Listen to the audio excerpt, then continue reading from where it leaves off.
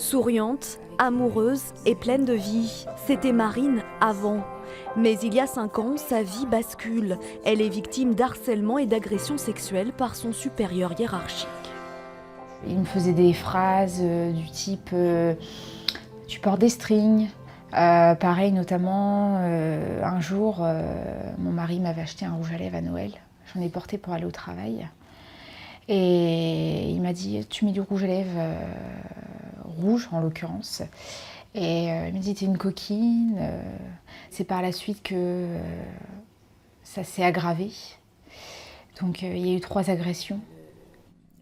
La jeune femme n'en parle ni à son mari ni à ses proches. Elle se mure dans le silence et très vite c'est la descente aux enfers. Elle multiplie les tentatives de suicide, prend 70 kilos et délaisse sa vie de couple. Professionnellement, son contrat n'est pas renouvelé. Elle perd son emploi, le rêve de sa vie. Au-delà de ce que j'ai subi, si on me disait, si on me demandait si je voudrais y retourner dans ce milieu-là, je dirais oui, parce que c'est encore mon rêve à l'heure d'aujourd'hui.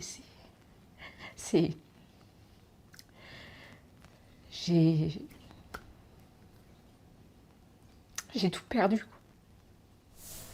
Après une année de silence, elle ose enfin parler. En 2013, elle dépose plainte, un grand pas qui se solde par une désillusion. Sa plainte est classée sans suite, mais Marine trouve la force de continuer à se battre.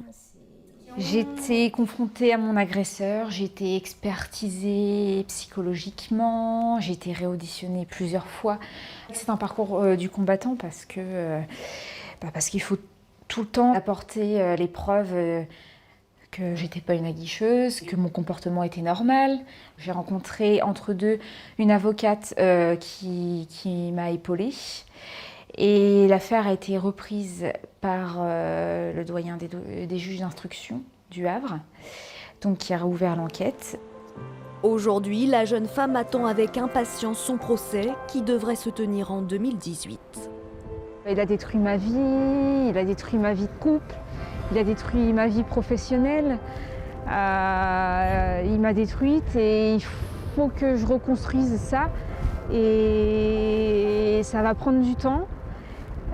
C'est en cours, mais il faut que le procès soit passé pour que enfin je puisse tourner la page. Si elle a choisi de témoigner et de partager ses années de souffrance, c'est pour encourager toutes les victimes à oser parler.